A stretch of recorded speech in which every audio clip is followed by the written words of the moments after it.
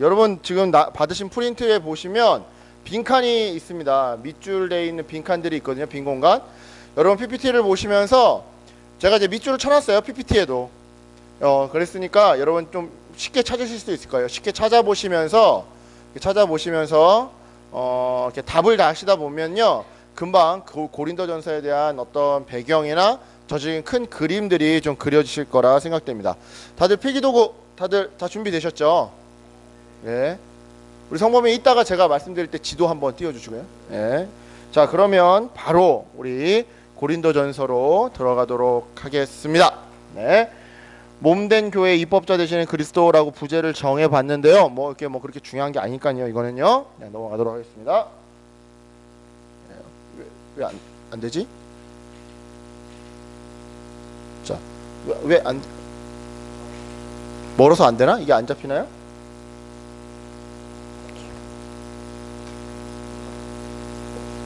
되죠? 이제 잠시만요. 누르지 말고 있어봐요. 네. 이상하다. 네. 자, 일단 누가 누구에게 썼느냐? 사도 바울이 고린도 교회에게 쓴 편지입니다. 이건 누구나 다 쉽게 아시겠죠? 그죠? 이거 모르면 이제 곤란합니다. 이거 모르면 진짜 이제 곤란하시고요. 네. 고린도 전서, 그죠? 고린도 교회에 보낸 첫 번째 편지다. 그죠? 에베소서 하면 에베소 교회에 보낸 편지, 로마서 하면 로마 교회에 보낸 편지, 빌레몬서 하면 그러면 어느 교회? 빌레몬 교회에게. 이렇게 하면 이제 틀리는 거죠. 그지? 예. 빌레몬서는 빌레몬한테 보낸 거죠. 그죠? 디모데 전서, 디모데 후서, 디모데 교회에게. 이러면 또 틀리는 거예요. 그죠? 예. 여러분 그 바울 서신을 보시면요, 성경이 쓰여진 순서로 이렇게 바울 서신 13권이 정리되어 있는 것이 아니라요, 주로 분량에 따라서 정리되어 있고요. 그리고 그 중에서도 이제 교회에 보낸 편지들이 앞부분에 있습니다. 그리고 개인에게 보낸 편지들이 뒷부분에 있고요. 그렇게 좀 알고 계시면 될 거예요. 자, 그러면 고린도 교회에게 쓴, 그냥 다음으로 넘겨주세요. 안 되겠다. 예, 여기서 안 먹네요. 예, 이건 이따가 지도 볼 거니까 넘겨주세요.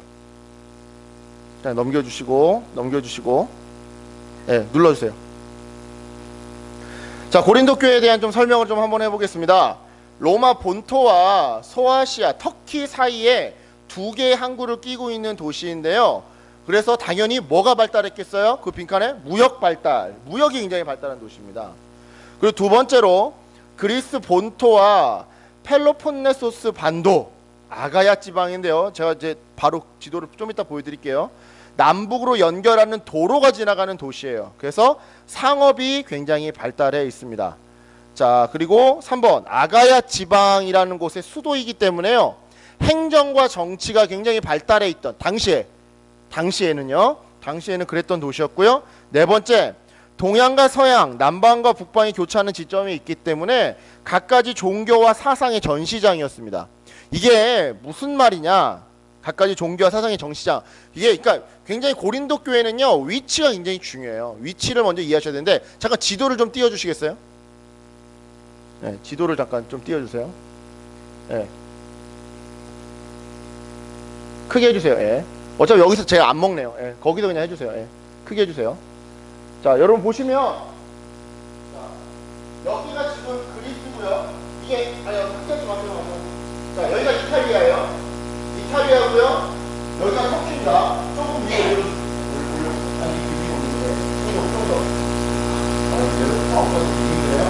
여기가 사이프러스섬이에요. 키프러스섬, 감모섬, 그죠? 그리고 이쪽에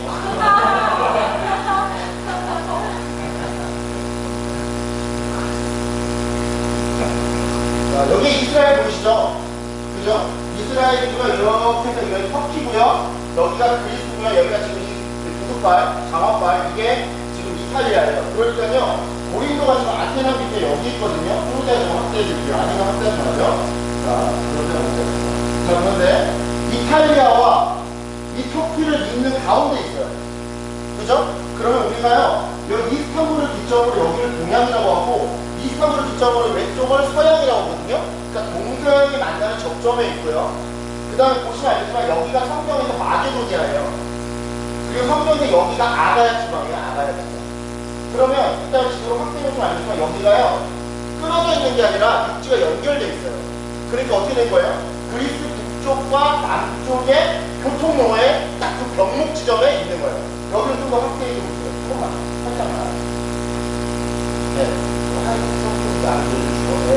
자, 여러분, 일단은요, 요 아이딘 옆에 셀두프라는 곳이 있는데 여기가 성경의 에베소고요. 그 다음에 여기에 갈리온이라는 곳이 있습니다. 여기가 성경에서 말하는 드로아예요. 2차 전도여행 때 바울이 이 드로아에서 쭉 배를 타고 이쪽에 가면 까발라라고 하는 곳인데 거기가 네아폴리입니다. 네아폴리, 성경에 나오는 네아폴리. 네아폴리 까발라 바로 위에 빌립보, 지금 현재 지명으로 필리피라는 곳이 있는데 거기가 빌립보예요.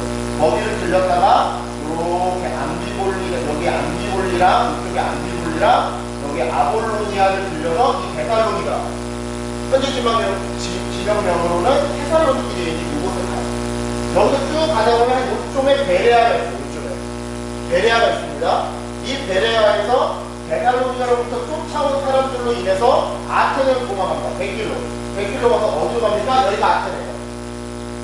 그죠? 아테네는 아레오바고에서 철학자들과 이렇게 논쟁을 하고 나서 어디로 갑니까? 여기에 고린도예요. 여기가요, 바로 고린도예요. 여기 쪽으로 합계해 주세요. 좀 합계해 주죠. 자, 여기 코린트라고 되어 있죠? 여기가 고린도예요. 그러니까 이제 고린도는요, 항구를 두 개를 끼고 있어요. 왼쪽으로는 이탈리아 본토로 갈 수 있는 항구를 끼고 있고, 오른쪽으로는 터키로 나아갈 수 있는 항구를 끼고 있는 거예요. 그러니까 한 도시가 항구를 두 개를 가지고 있는 거고, 이 북쪽, 그리스 북쪽과 남쪽을 잇는 딱 이 도로가 여기 지나가는 거예요. 조금만 더 확대해 주세요. 한 단계만 더. 조금 더. 자, 여기 보시면 지금 여기 도로가 이렇게 육지가 이렇게 끊어져 있죠? 바울 당시에는 안 그랬어요. 바울 당시에는 안 그랬는데, 오늘날에는 코린투 문화라고 들어보셨나요? 세계 3대 문화 중에 하나입니다. 실제로 여기가요, 지리적으로 너무 좋으니까, 항구가 그냥 이어져 있으면 좋겠다.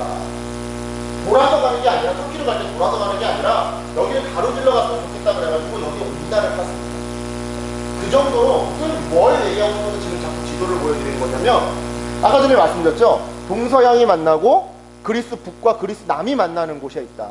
그리고 무역, 해상교통의 중심지고 육지교통의 중심지. 그럼 여러분들 상상하실 거예요. 교통의 유지에는 항상 뭐가 많이 모입니까? 돈과 사람과 온갖 인종들과 그리고 여러 문화들이 몰리게 되어 있죠. 그죠? 자, 다시 PPT로 넘어가 주세요. 네.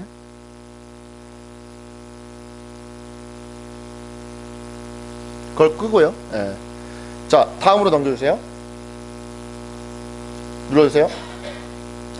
그래서요, 코린티안이라는 단어가 있습니다. 코린티안이라는 단어가 있는데요, 이 단어는요, 지금까지도요, 품행이 방종한, 성적으로 문란한, 남색하는 이라는 뜻으로 사용됩니다. 왜 그런지 아시겠죠? 우리나라도 옛날에 정말 뭐 조선시대나 고려시대 이런 때 보면 여권 문화라고 해가지고 육상교통이 만나는 곳에 여권이 있었습니다.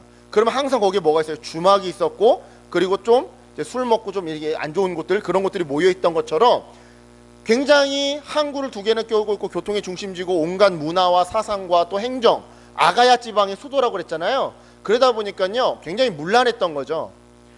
밑에 아포로디테 여신전이 있었는데요, 1000명의 여자 사제가 있었는데 성행위를 통해 복을 점쳐줬던 곳으로 유명합니다. 여러분 영화 300 보셨어요? 300 보시면 그 레오니다스 왕인가? 레오다니스 왕인가? 그 왕이 출정하기 전에 어떤 산에 올라갑니다. 산에 올라가니까 어떤 막 괴물같이 생긴 이상한 남자 사제들이 이 전쟁이 승리할까 승리하지 못할까를 점을 치는데 어떤 젊은 여자랑 뭐 성행위까지 그 영화에서 묘사되진 않지만 그거를 충분히 추측하게끔 그런 야시시한 장면들이 좀 나오죠. 이상한 장면들이. 예, 바로 그런 거예요. 그러니까 이 사람의 기륭화복을 점치기 위해서 여자 사제와 성관계를 맺는 거예요. 그러고서는 점괘를 얘기해 주는 거죠. 1000명이 넘는 여자 사제들이 그렇게 했다고 합니다. 자, 7번. 주민의 4분의 1이 노예였대요. 그만큼 빈부격차가 매우 컸다는 거겠죠. 그리고 주민의 절반 이상은 로마 사람들이고 나머지는 생업을 찾아 몰려든 각종 인종들이다. 왜? 항구를 두 개나 가지고 육상교통의 중심지니까. 이해하시겠죠? 자, 넘어가겠습니다. 눌러주세요. 그러면 이번은 고린도에 대한 설명 말고 고린도 교회에 대한 좀 설명을 해보겠습니다. 바울이 2차 전도 여행 중에 마게도냐 지방, 이제 어딘지 아시겠죠? 굳이 이제 지도 안 보여드려도 아시겠죠? 아까 제가 설명했으니까. 마게도냐에서 빌립보, 데살로니가, 베레아, 아테네를 거쳐 이른 곳이 바로 고린도입니다. 고린도. 아까 제가 대충 말씀드렸죠? 드로아에서 배 타고 네아폴리로 가는데 빌립보에 가가지고, 그죠? 그 다음에 어디로 가요? 암비볼리랑 저기 아볼로니아를 거쳐 데살로니가로 간다 그랬죠? 그리고 데살로니가에서 어디로 간다 그랬어요? 베레아로 간다고 했죠? 베레아에서 도망을 어디로 갑니까? 아테네, 아덴. 성경에는 아덴이라고 나와 있죠? 그 다음에 도착한 곳이 바로 고린도입니다.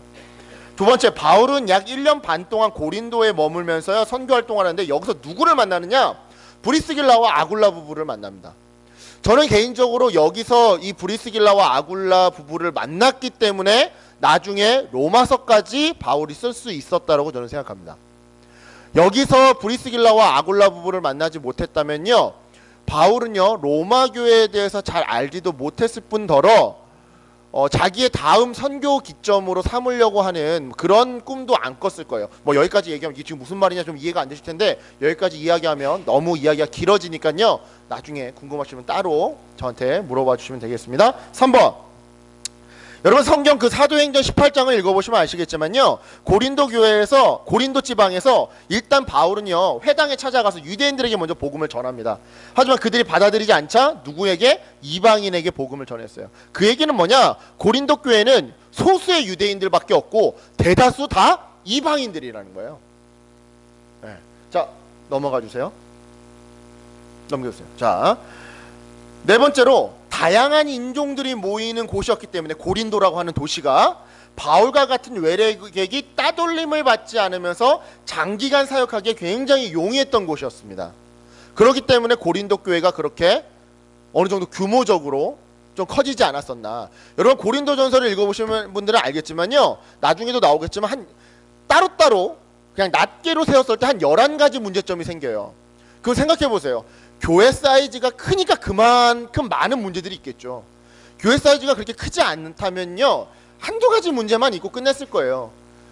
문제가 11가지가 있다? 사이즈가 크다는 거거든요.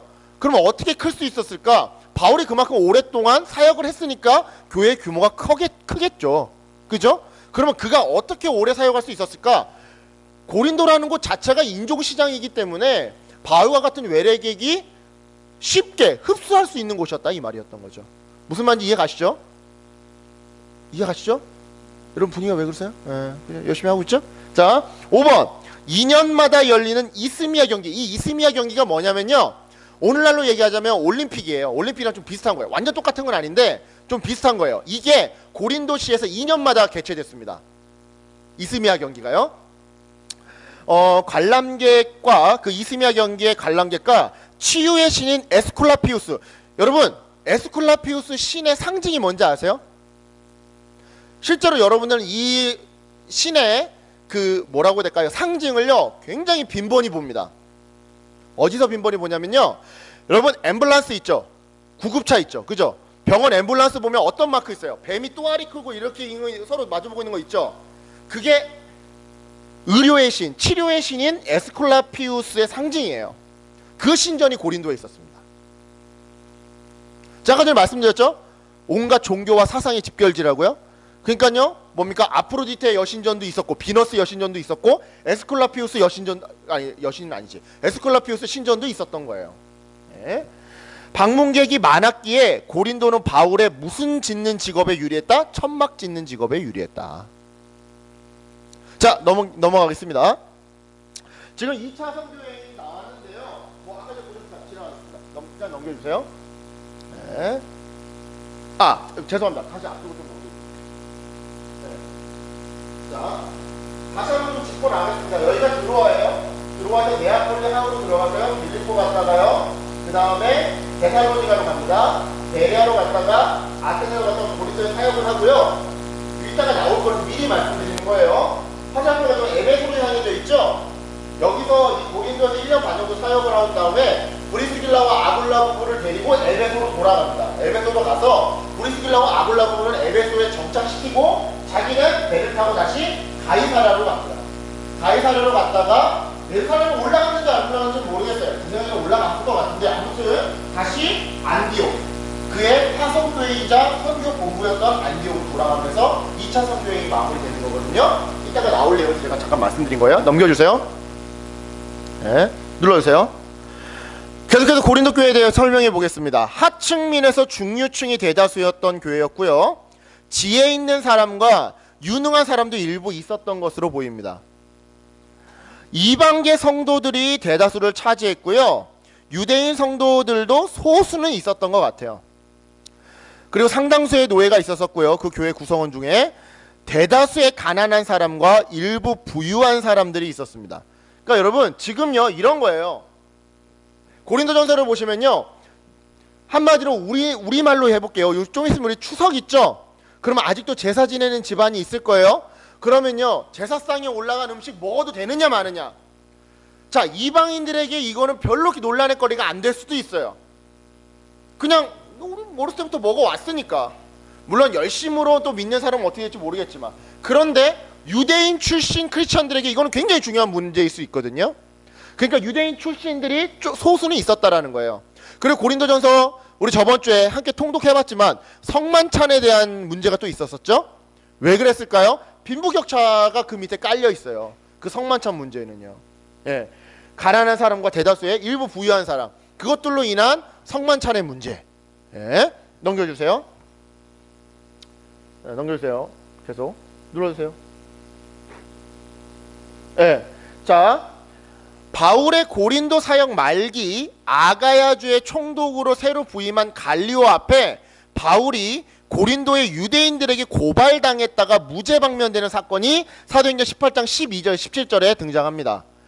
1905년에요. 실제로 1905년에 이 갈리오 비문이라는 게 발견됩니다. 갈리오 비문이라는 게요. 발견되는데 갈리오가 총독으로 이 고린도에 재임한 기간이 51년 7월에서 52년 6월 6일까지라고 적혀 있어요. 그 얘기는 뭐냐면 51년 7월부터 52년 6월 6일 이 기간에 바울이 고린도에 사역하고 있다는 증거가 되는 거겠죠. 자, 넘겨주세요. 계속. 자, 그럼 언제? 자, 고린도전서를 쓰기까지의 바울의 행적을 좀 보도록 하겠습니다. 자, 2차 전도 여행 고린도에서 갈리오 앞, 아까 전에 말했죠? 아가야 총독으로 왔었던 갈리오 앞 재판 사건 직후에 바울은 브리스길라와 아굴라 부부와 함께 에베소로 돌아갑니다. 아굴라 부부는요 에베소에 정착시키고요, 바울은 가이사랴를 거쳐 안디옥으로 돌아갑니다. 아까 전에 제가 지도로 설명드렸죠? 자, 지금 여러분 지금 머리 아픈 거 하는 게 아니라, 여러분 얼마 전까지 목사님하고 우리 사도행전 주일 예배 때 사도행전 설교 들었죠? 어떻게 보면 그거 지금 복습하는 거예요. 예, 여러분 지금 그거 복습하고 있는 거니까요. 자, 3번 3차 전도 여행길에 오릅니다. 안디옥으로 돌아가서 바로 3차 전도 여행길에 오릅니다. 그래서 갈라디아 지방과 부르기아 지방 등 소아시아, 아까 전에 지도상의 그 터키 지방을 둘러본 후에 에베소에 와서 선교 활동을 하기 시작합니다. 넘겨주세요. 자, 이처럼 바울이 2차 전도 여행을 마무리하고요, 3차 전도 여행을 떠나 다시 에베소로 도착하기까지 누가? 아볼로라고 하는 사람이 에베소에 방문합니다. 에베소에 방문했다가요, 사도행전에 나오는데 이 사람이 요한의 침례밖에 모르는 거예요. 요한의 복음밖에 모르는 거예요. 그래서 브리스길라와 아굴라 부부가요, 이 아볼로에게 예수님의 복음까지, 예수님의 침례까지 가르치게 됩니다. 하나님의 도를 더 정확하게, 틀렸다라는 게 아니라 더 정확하게, 어떻게 보면 반쪽짜리 복음을 더 보완해줘서 이렇게 가르쳐주죠. 5번, 그리고 아볼로는 바울이 에베소에 다시 도착하기 전에 고린도로 돌아갑니다. 아가야 지방으로, 더 정확히는 아가야 지방으로 가서요, 바울이 에베소에 도착할 즈음에는 이미 고린도에서 한동안 전도 사역을 했던 거예요. 무슨 말이냐면요, 지금 에베소에서 바울이 빠져서 가이사랴 안디옥 거쳐서 다시 막 터키 지방 돌아와서 에베소에 오기까지 이 에베소에 누가 들렀다? 아볼로가 들렸다. 아볼로가 들려서 브리스길라와 아굴라 부부한테 성경 공부를 다시 받고 어디로 갔다? 아가야로 갔다. 아가야로 빠진 상황에서 에베소로 바울이 왔다. 즉 바울과 아볼로는 이 상황에서 만나지 못했다, 이 얘기예요. 무슨 말씀인지 아시겠죠? 예, 별로 중요한 내용이 아닌데, 예, 여러분 사도행전 설교 복습도 할 겸 지금 한번 훑고 있는 거예요. 자, 넘겨주세요. 자, 요거 그냥 넘겨주세요. 이미 설명 다 됐으니까요. 자, 한편 에베소에 도착한 바울은요, 고린도 교회에게 음행하는 자들과 상종하지 말라는 내용의 편지를 한 통 써보낸 것 같습니다. 실제로. 즉 무슨 얘기냐면요, 고린도전서가 고린도 교회에 보내는 첫 번째 편지가 아니라는 거예요. 이미 이전에 음행하지 말라라, 음행하는 사람들과 상종하지 말라라는 내용의 편지를 이미 한 통 써보낸 것 같아요. 그리고 나서 후에 7번입니다. 후에 고린도 교회로부터 온 두 팀의 손님들을 맞이하게 됩니다. 글로에의 집 사람들과 그리고 고린도 교회에서 정식으로 3명의 대표들을 보내서 서면으로 이렇게 온 그런 팀이 또 하나 있었거든요. 두 팀의 손님들로부터 고린도 교회 상황을 듣게 되고, 이때 고린도 답신으로 고린도 전서를 쓰게 됩니다. 주만아, 주만이 빈칸 다 열심히 채우고 있죠? 네, 그래요. 이따가 한번 보여주세요. 네. 자, 8번. 결국 고린도 교회에 보내는 두 번째 편지인 이 고린도 전서를요, 누가 들고 가느냐? 디모데가 들고 가는 거예요. 아시겠죠? 자, 그러면 이 고린도 전서를 쓰기까지, 그리고 이 고린도 전서가 고린도 교회에 전해지기까지의 과정에 대해서 여러분이 싹 훑은 거예요. 자, 고린도 전서를 쓰기 전에 음행하는 자들과 상종하지 말라는 내용의 편지를 이미 에베소에서 한 차례 보낸 것 같습니다. 그리고 나서 두 팀이, 고린도 교회로부터 두 팀이 직접 방문을 하고, 그 방문한 사람들에게 답변서를 써준 게 고린도 전서, 즉 두 번째 편지인 거죠.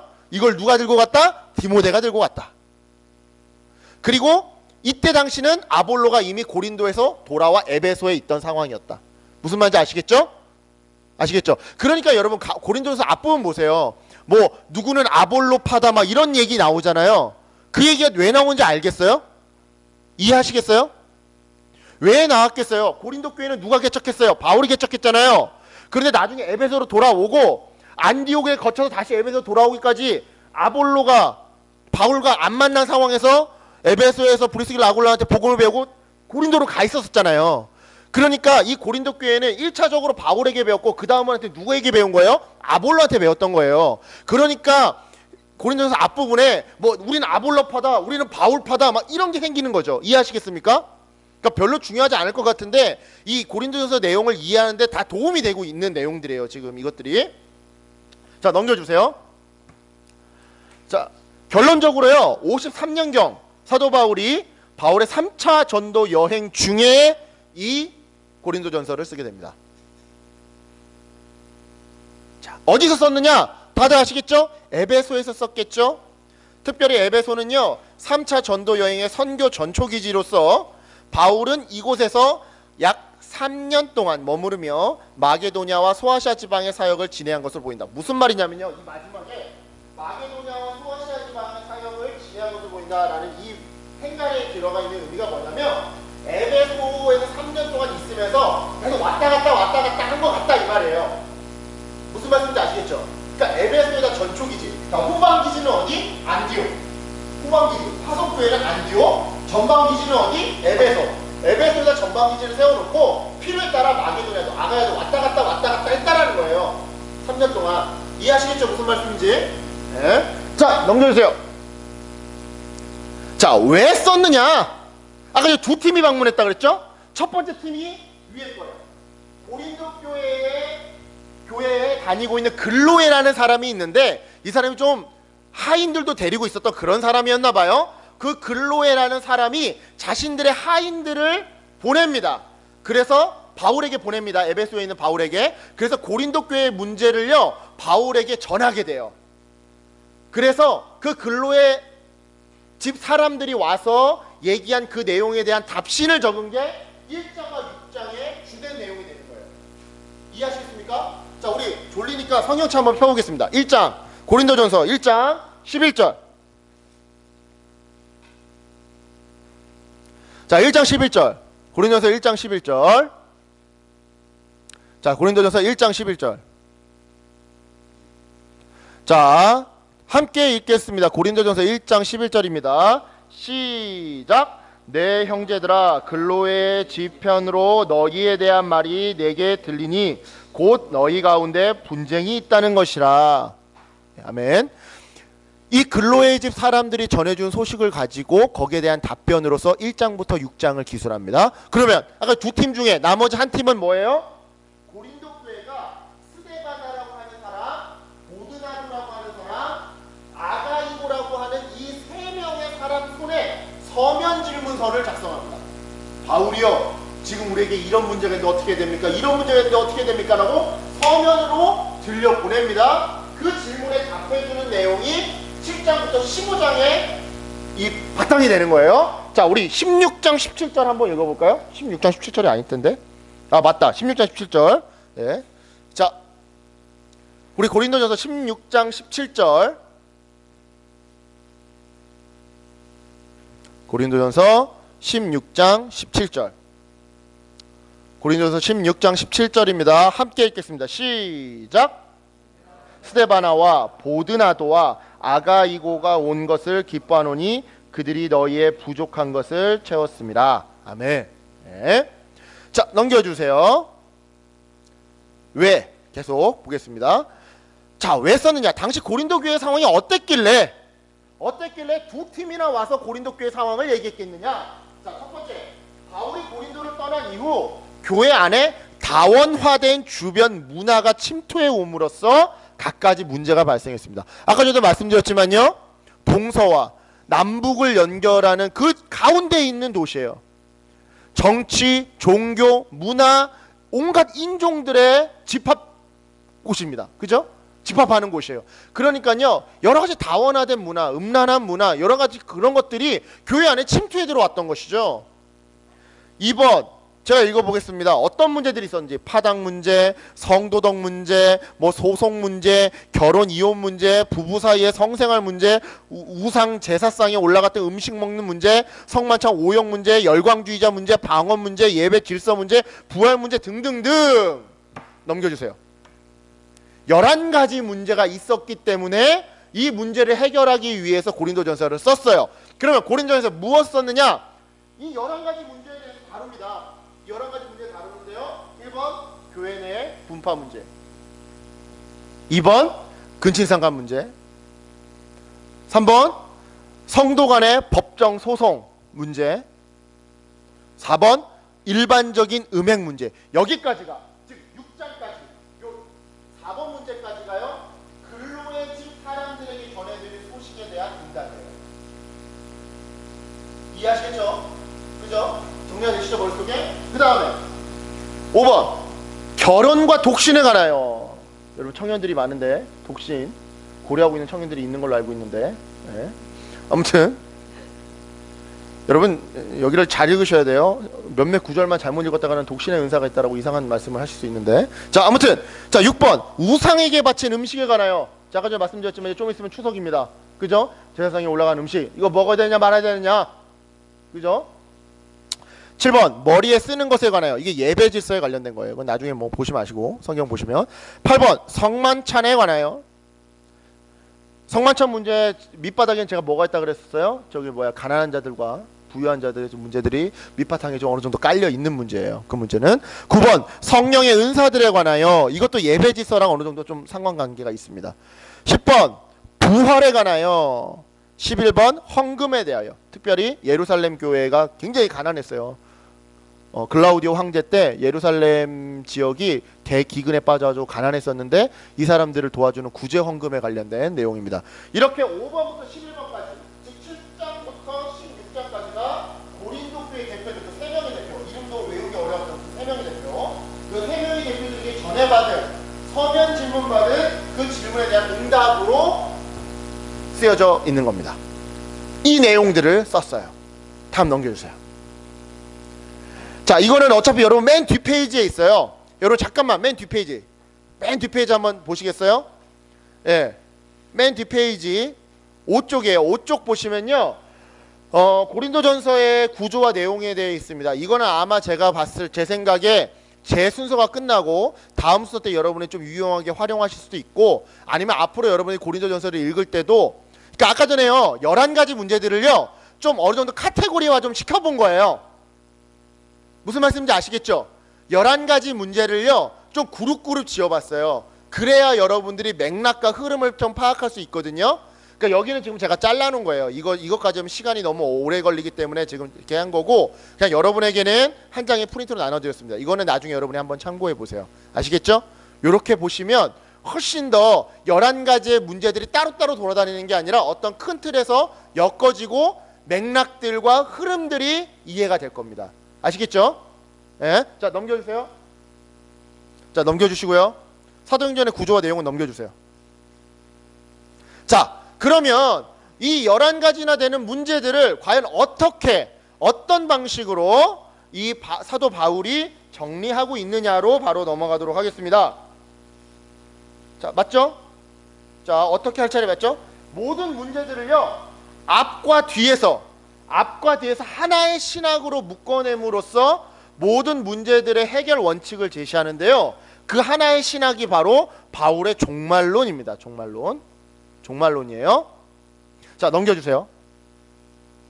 자, 이게 가장 핵심이에요, 여러분. 고린도전서를 이해할 때요, 저는 다른 것보다 요거를 이해하는 게 가장 중요하다고 생각합니다. 이 어떻게? 자, 모든 문제의 해결책인 종말론의 시작입니다. 즉, 고린도전서 앞부분이에요. 1장 10절부터 4장 21절에 녹아있는 신학 사상이 무엇이냐? 십자가에 달리신 그리스도라는 거예요. 그럼 이게 왜 도대체 중요하느냐?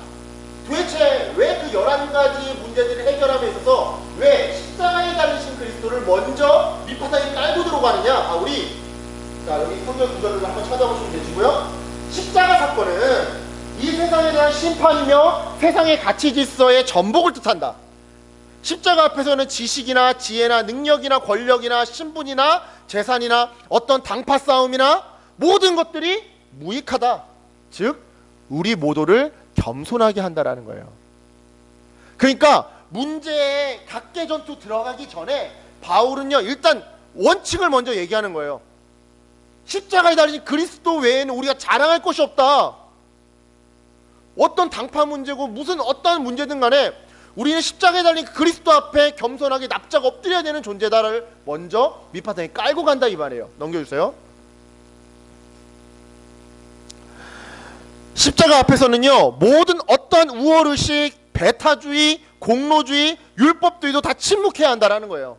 따라서 약자를 위해 오히려 자기 권리를 포기하는 것, 공동체의 덕을 세우기 위해 양보하는 것, 사랑을 행하는 것은 당연한 결론이 되는 거예요. 그 십자가 앞에서. 이해 가시죠? 이게 당연해지는 거예요. 십자가 그 앞에서는 어떠한 공로주의, 어떠한 우월의식 이게 필요가 없으니까 포기하고 양보하고 살아가는 게 당연한 결론이 될 수밖에 없는 거예요. 넘겨주세요.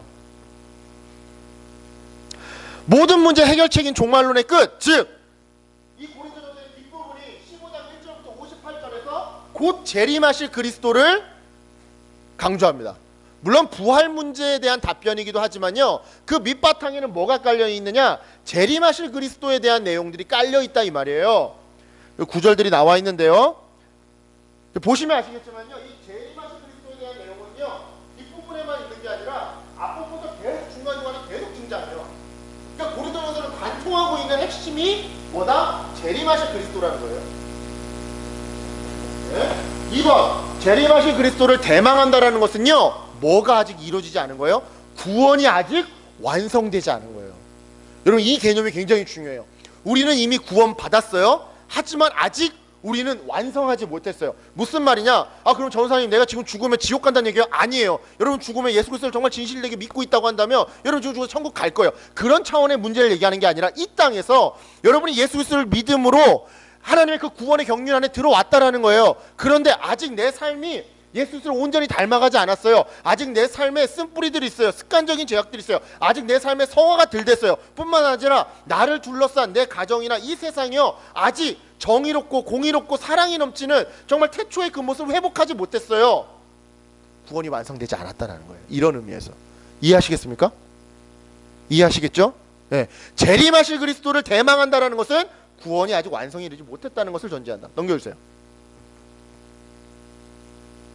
종말론적 완성을 미래에 유보해두는 구도에서는요, 책임을 외배하는 도피주의, 현세계를 부정하는 영지주의, 신비주의, 우상숭배 등이 설 자리를 잃게 돼요. 무슨 말이냐? 우리는 구원의 완성을 향해 달려가야 돼 라는 이 믿음이 확고한 사람이 이 현실을 에라 난 모르겠다, 난 그냥 다 포기하고 내 멋대로 살란다, 이런 도피주의에 살겠습니까? 아니겠죠. 아직 내 삶의 구원이 완성되지 않았기 때문에 그 구원의 완성을 향해 나는 달려나가야 돼, 하나님과 동행하며 가야 돼 라고 하는 사람이 현 세계를 부정하는 영지주의에 빠지겠습니까? 아니겠죠. 이상한 신비주의, 우상숭배 안 빠지겠죠. 그죠? 결국 긴장된 종말론은요, 그리스도인의 삶의 끊임없는 변화와 성숙을 요구하는 하나님의 지혜가 되는 거예요. 이해하시겠습니까? 자, 넘어가겠습니다. 자, 모든 문제의 해결책인 종말론. 긴장된 종말론은요, 고린도전서 처음부터 끝까지를 관통합니다. 초반부터 그리스도 십자가, 그리고 끝부분에 뭡니까? 재림하실 그리스도. 그래서 11가지 문제를 앞과 뒤에서 수미상처럼 딱 가둬요. 가두면서 중간에 계속 중간중간, 아까 전에 구절도 보였다 그랬죠? 중간중간에 구절들. 그 구절 통해서 계속해서 하나의 뼈대로 관통하는 거예요. 이 긴장된 종말론의 이미와 아직의 프레임은요, 즉 이미 구원받았지만 아직 완성되지 않았다라고 하는 이 프레임은요, 종합문제 세트와 같은, 저 어렸을 때는 종합과자 선물 세트가 있었거든요. 여러분 기억하세요? 기억하세요? 5,000원짜리 막 사면 거기에 막 여러가지 막 들어있었는데, 고린도전서는 종합과자 선물 세트가 아니라 종합문제 선물 세트, 11가지가 아주 그냥 오하열을 맞춰가지고 정리가 너무나 잘 돼 있어요. 그죠? 예? 그런 교회의 실질적인 문제를요, 구원의 시작과 완성을 통해 총체적으로 해결해 주는 거예요. 즉 무슨 말이냐, 내 삶에 11가지나 되는 문제들이 있어요. 그런데 맨 먼저 바울이 하는 거는 네가 어떤 존재인지를 봐라. 아, 나는 십자가의 그 그리스도, 그 십자가의 그리스도로 말미암아 구원함을 받은 납작 엎드리는 겸손한 존재지.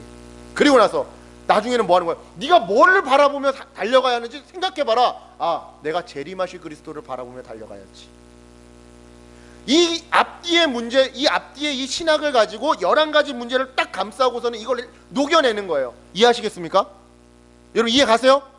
어렵나요? 안 어렵죠? 남정현이 고개 절레절레 흔들어서 안 어렵다고 흔들었어요. 다 안 어려운 거야. 자, 넘어가겠습니다. 자, 마쳤고요. 마쳤는데 부록으로 다른 서신서와의 좀 비교를 좀 한번 해보겠습니다. 로마서와 갈라디아서 하면 바울의 대표적인, 그죠? 서신서 중에 하나인데요. 그것들과 고린도전서를 좀 비교해 볼게요. 일단 로마서와 갈라디아서는 교리적으로요, 굉장히 절대적인, 좀 일반론적인 절대성을 강조하는 약간 그런 면이 강한 반면에요, 여러분 오해하시면 안 되는 게 고린도전서는요, 상대성, 특수한 그 고린도 도시라고 하는, 고린도 도시가 가지고 있는 문화적 그 특수성을 10분 반영한 책입니다. 따라서 여러분, 따라서 제 얘기 잘 들어보세요. 따라서 고린도전서에서 여자들은 조용하라 뭐 이런 얘기가 있어요. 남자들을 가르치지 마라. 이거를 일반론으로 적용해서는 안 된다라는 거예요.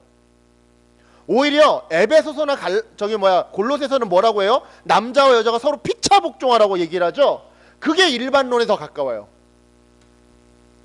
그러니까 고린도 교회, 제가 아까 전에 말씀드렸지만 고린도 교회에 나오는 그 11가지 문제들을요, 너무 따로 보게 될 경우에는요, 예, 좀 그런 문제에 빠질 수 있습니다. 그렇기 때문에 좀 카테고리화를 시킨 다음에 문맥에 따라 좀 읽어가셔야지 거기에 어떤 상황화, 문화적인 요소를 좀 읽어낼 수 있어요. 그러니까 고린도전서는 절대 여러분이 교리책 읽듯이 읽으면 안 된다 이 말입니다. 원리를 발견하셔야 되는 거예요. 아시겠죠? 아시겠죠? 자, 고린도전서는 실천신학의 기독교 윤리학 같은 느낌이라고 한다면, 로마서와 갈라디아서, 에베소서나 골로새서 같은 경우에는 거의 조직신학, 교의학 같은 느낌이 많이 나고요. 고린도전서는요, 종말론적인 삶, 즉 곧 오실 그리스도를 갈망하며 사는 삶을 그 중간 뼈대로 프레임으로 사용하고 있다고 한다면, 로마서와 갈라디아서는 잘 들으세요, 구원론적인 삶을 강조하는 거예요. 앞부분에 너희는 이러이러하게 자유하게 되었다, 갈라디아서. 로마서 되면 너희는 이러이러하게 하나님과 화목하게 되었다, 따라서 너희들은 이렇게 살아야 된다. 그게 갈라디아서 뒷부분과 로마서 뒷부분이에요. 다시 한번, 갈라디아서는 뭐라고요? 예수 그리스도로 말미암아, 믿음으로 말미암아 너희가 자유하게 되었다, 자유한 존재가 되었다, 따라서 너희는 이렇게 살아야 된다. 이 갈라디아서의 구조예요. 로마서는요, 예수 그리스도로 말미암아 너희들이 하나님과 화목하게 되었다, 앞부분에서 그 얘기하고 뒷부분에서 따라서 너희는 이렇게 살아야 된다. 그러니까요, 구원론적인 삶이 밑바탕에 있다고 한다면 고린도전서는 종말론적 삶이 밑바탕에 있다 이겁니다. 자, 이렇게 해서 고린도전서의 큰 그림을 한번 그려 보았습니다. 자, 혹시 여러분 또 질문 있으신가요? 이해 안 가신 거. 제가 막 숨가쁘게 막 빠르게 막 진행해가지고. 자, 이해 안 가시는 거 없으시죠? 그러면 바로 다음 순서로 넘어가도록 하겠습니다. 예. 신결 전사님.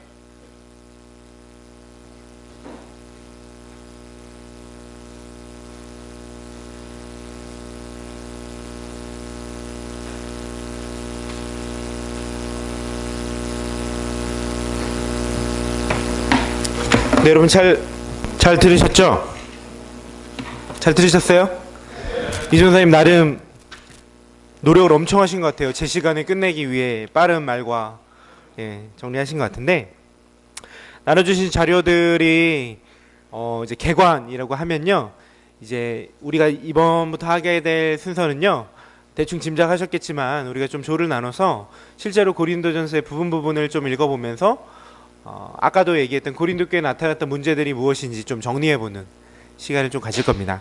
그런 시간을 좀 가지고 나서요, 한 조씩 돌아가면서 발표를 할 거고, 중간중간에 제가 이현희 전사님 개관 기본적인 이야기를 좀 했다면 제가 이제 한 3-4가지 토픽만 가지고 중간중간에 이제 발표한 조의 내용 중에 제가 좀 커멘트 달 게 있으면, 조금 어려운, 이거는 이제 신학이라고 표현하죠. 그 바울의 신학이라고 할 수 있는 그런 요소들을 몇 가지 이야기하는 시간을 좀 가질 겁니다.